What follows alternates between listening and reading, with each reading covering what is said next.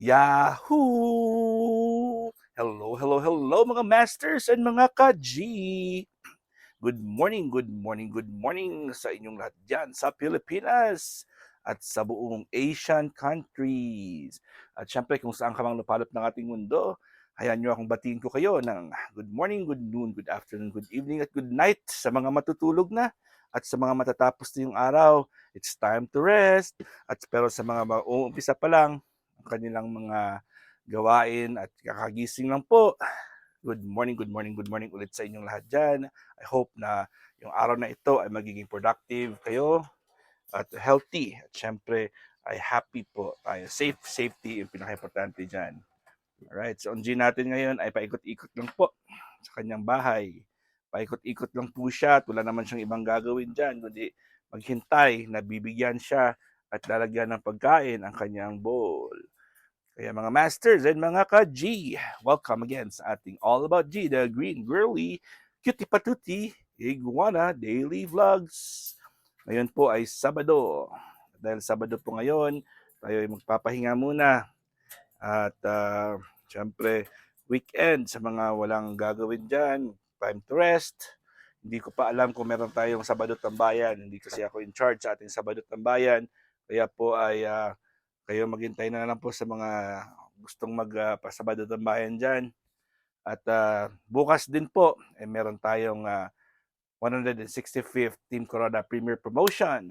At ang ating first host ay ang ating 1 o'clock to 3 o'clock p.m. Madam Grace Vlog. And then from 4 to 6 p.m. Yams OFW Vlogs. And ang ating 7 to 9 p.m. ay bakante pa po. So hindi pa natin alam. Si Beshi Merl po ay alanganin dahil may nasa bakasyon po yung kanyang mga boss. Kaya po siya ay magbabantay sa mga alaga niya. So, hindi siya pwedeng mag-host sa gabing yan. Sa hapya sa gabing yan. Okay. Ayun po, mga masters at mga ka-G, anong balita po sa inyo lahat dyan? At syempre, patuloy pa rin ako sa pagpapasalamat sa inyo. Pasensya na po sa mga 2 araw na nakaraan. Ako po ay na-timingan talaga na nasa work.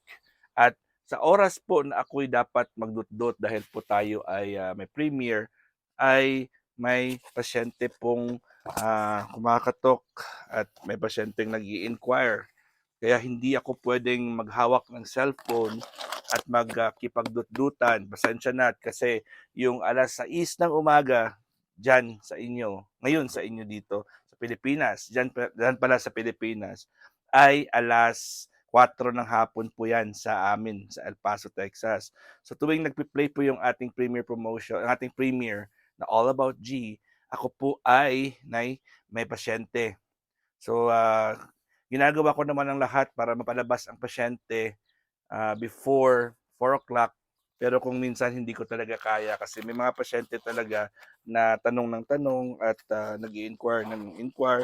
Siyempre, sumasagot din ako ng telepono at may mga pumapasok din na bibili ng mga herbs, bibili ng mga, ito po, Ocean Minerals, binibenta namin to sa clinic.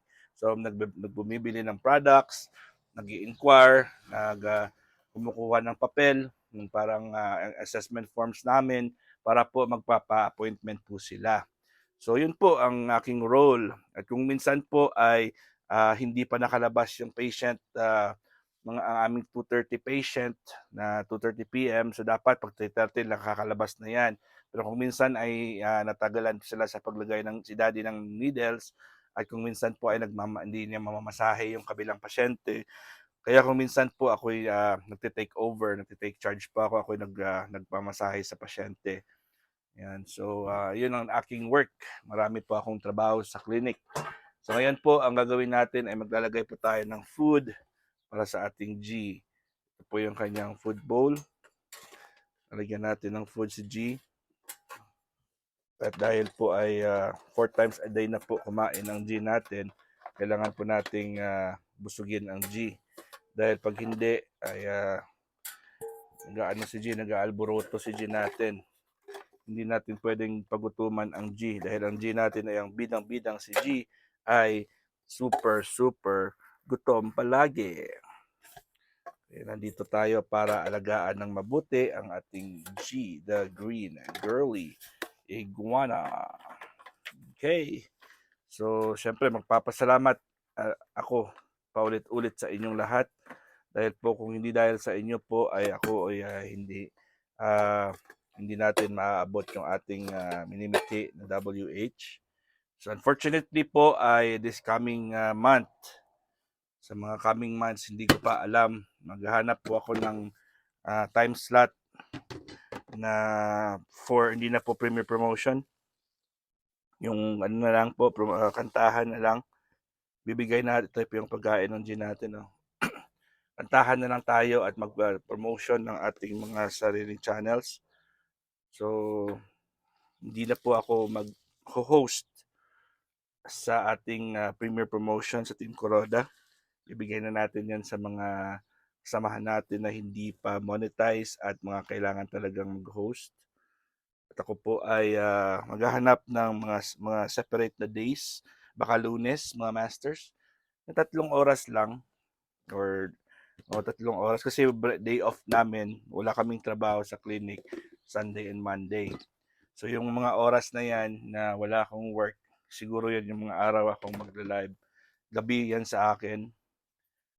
So hopefully po ay makaka-host pa rin ako, hindi host ng ng premiere promotion, pero makaka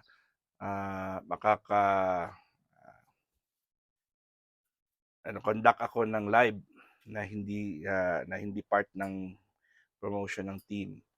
So dahil po mag-enjoy pa rin, kakanta pa rin si Master Worm, sayang naman yung ating sound card at set up natin pag hindi natin gamitin. At syempre, maraming nagtatanong kung bakit po. At syempre, bakit ako yung maghihinto sa pag-host? Okay lang po yan kasi po may mga ngayon si Jay natin nahulog. Siyempre, bigyan natin yan sa mga kasamahan natin na kailangan mag-improve ang kanilang WH, mga hindi monetized. So, isa sa mga nag-volunteer na maging permanent sa slot ko, 1 to 3. Kasi dapat sa akin, 12 to 5 hours dapat yung aking hosting.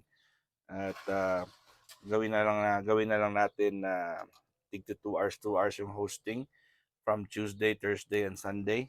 So, para basic na lang, hindi na tayo lalampas ng 9 o'clock. So, basic hours natin ganyan. And then, so buksan natin to para lagay natin yung kanyang food sa loob ng kanyang bahay. So, clip on lang po yan at hindi po siya pumasok. Okay na po ang gin natin. Ano po yung food ng gin natin, punong-puno po yan. Namang ay mahuhulog yan mamaya. Ang gin natin ngayon ay paikot-ikot lang po sa kanyang bahay. Yan. So, yung ating alaga ay nasa taas din. At siya po ay merong fruit flies po dyan. Nagtatago po siya dyan sa loob. Oh. Dyan po siya nagtatago. Kaya okay lang. Alright, mga masters, mga ka-G. Yun na pong ating G. Sobrang galaw. Magalaw ang G natin ngayon. Kaya hayaan lang natin dahil po ay bahay niya po yan. Magpa-practice po yan ng kanyang independence. Independent po ang G natin. Hindi po siya pwedeng pagalitan dahil po ay kailangan ay komportable po siya sa sarili niyang bahay. At kung kokontrolin natin yung galaw niya ay mag-traumatize po yan. Right, sa tanong ko muna sa inyo mga masters, kumusta na po ba yung inyong pag-take ng apple cider vinegar with the mother? Sino na ba sa inyo dyan ang nagpa-follow ng ating apple cider vinegar with the mother na regimen? So I hope po ay magte-take na po kayo kasi huwag niyo pong hintayin na magkaroon pa kayo ng problem, ng digestion problem bago po kayo mag-take kasi matagal-tagal yung effect pag meron ng problem. So, believe me, trust me mga masters, mga ka-G. Kasi yung apple cider vinegar with the mother po ay isa sa mga very effective sa mga pain. Halimbawa, meron kayo mga arthritis, mga gout. Makakatulong po yan. And at the same time, pag meron kayo mga digestion problems like heartburn, gastritis. Yung heartburn, yung parang bumabalik, yung parang naninikip yung dibdib nyo, parang may acid sa loob dyan. At gastric reflux, yung parang may parang bumabalik na mapait sa inyong lalamunan, yan, gastric reflux po yan. And then yung gastritis, yung parang palaging sakit yung tiyan nyo, di ba? So yun ang mga importante po na ano natin. And then syempre makakatulong din po yan sa diabetes, makakatulong din po yan sa high blood pressure, makakatulong din yan sa mga cholesterol problems. So kasi tutunawin niyo yan eh. So ano pa nga importante po, magre-remind ulit po ako sa inyo. Maminsan-minsan na lang tayo magre-remind kasi alam ko yung iba ay nagfa-follow sa atin simula noon. Pero meron tayong ibang bago na hindi pa talaga, bago lang talaga nag-follow sa atin dito. Nag-join sa ating All About G. So yung pinaka-importante po mga masters is kailangan po tayong kumain ng 3 times a day. Hindi po sa Pilipinas po, kasi mainit, at kung tayo po ay physical na nagtatrabaho, di ba? So every time na nag-work po tayo, nag-exert po tayo ng effort, nag-exert po tayo ng energy, yung heart po natin ay involuntary po na nagpa-pump, at syempre yung ating katawan po ay si G natin ay nagpo-poop sa baba ngayon. Ayan, nagpo-poops ang G natin sa baba. Okay lang po yan. Diyan lang po siya nagpo-poop sa kanyang, yung basang-basa po yung poops ng G natin ngayon. May kasamang itlog na basa. So, itlog ata yung G natin. Pero walang itlog na ma-form kasi hindi natin nalagyan ng tawag dyan, ang bahay niya. Hindi natin nalagyan ng nesting sa baba. So, ayun po ay nag-poops na po yung G natin. Hindi ko nang papakita sa inyo. Nandun po sa baba. May catch naman po. So, hindi naman po hindi naman po madumi. Yan. So, yan po yung mga masters, yung mga ka-G. At kailangan lang po nating number 1 ay kumain tayo ng masustansyang pagkain. So, ang ating plato po, kailangan i-visualize po natin. Ang 1/2 ng plate natin, yung kaliwa, let's say sa left side, ay 30% vegetables and 20% fruits. 30% vegetables and 20% fruits. So mas madami yung gulay dapat. And then sa kaliwa, sa kanan naman po ay 30% grains. Pero try your best po ng grains natin ay yung mga dark grains, hindi po yung mga pandesal na puti, yung mga tinapay, mga pan, yung mga puting flour. As much as possible, try natin po yung mga wheat, yung medyo makunat-kunat. Kasi po yun yung mas maganda po sa tiyan natin, mga dark colored grains po, mga masters. Siyempre, proteins po natin is only 20%. So 30-20, 30-20 po yan.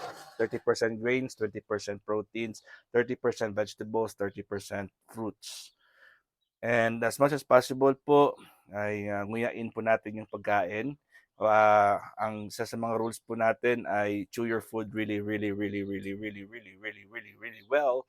So dapat po ay nguyain. Hindi po pwedeng pagkain na pagpasok ng pagkain sa ating bibig ay lulunukin na natin agad. So we have 32 sets of teeth. Dapat 32 times din natin nguyain bago natin lunukin. So unfortunately, marami sa atin dyan ang nagmamadali palagi. So yung mga nagmamadali palagi, sila po yun yung usually ang merong mga digestive issues. Sila po yung may mga problema sa kanilang digestion. Bad breath, gastritis, colitis, heartburn, yung sinabi ko kanina, 'di ba? Indigestion, meron silang mga diarrhea, constipation, at dapat po sa isang araw, isang beses lang po tayo mag-poops, mga master. Mga isang beses lang po tayo, and particularly po dapat mag-poops tayo sa umaga around 6 o'clock in the morning bago po tayo kumain ng ating breakfast. 1 hour before kumain ng breakfast. The best time to eat your breakfast is at 7 to 8 in the morning, and then 12 noon to 2 o'clock p.m. yung ating lunch. Ay, umandar na po yung kanyang humidifier. At 6, let's say 5 to 7 p.m. yung ating dinner. So by 8 o'clock po, as much as possible, wala na po tayong dapat kainin. And then kailangan po nating mag-avoid na uminom habang kumakain. So as much as possible, pag kumakain po tayo, huwag tayong uminom ng tubig or any liquids. dapat 1 hour before, 1 hour after natin inumin dahil pag umiinom po tayo habang kumakain, nawawalang bisa po yung mga enzymes at ang laway natin at ang gastric enzymes natin, gastric juices, gastric acid natin ay nadidilute so hindi na po siya capable para tunawin yung pagkain. So it will end up na pagtapos natin kumain ay lalabas na lang po yan, hindi po siya mapaprocess dahil po ay very weak ang ating enzymes. And as much as possible mga masters and mga ka-G, avoid drinking coffee po sa umaga kung gutom pa tayo.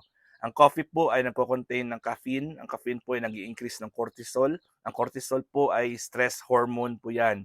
So ibig sabihin, pagkagising mo sa umaga, kung pinakaunang chemical na pumasok sa katawan mo ay caffeine, at syempre, tataas yung stress level mo at magiging acidic ang katawan mo. 'Di ba? Alam naman natin na pag stress ka ay naging acidic ang katawan mo. Yan ang acidity ay ang pagkain ng mga sakit. So yan ang mga causes kung bakit po tayo ay may high blood pressure, meron tayong mga tumor, mga cyst, cancer, diabetes, pag acidic ang katawan natin. Kaya yun mga masters, mga ka-G, lampas na po tayo sa ating sorry. May fruit fly na umapon sa aking ilong. Kasi may mga fruit fly po si natin, no. So nakalabas siguro at pumunta sa ilong ko. Sa hindi naman sa loob. Ako'y nabahig po ako. Alright mga masters, lampas na po tayo. 16 minutes na po tayo. At syempre maraming salamat ulit sa inyong love and support. Again, this is your one and only Master Worm and the G, the Green Girly Iguana. Yahoo!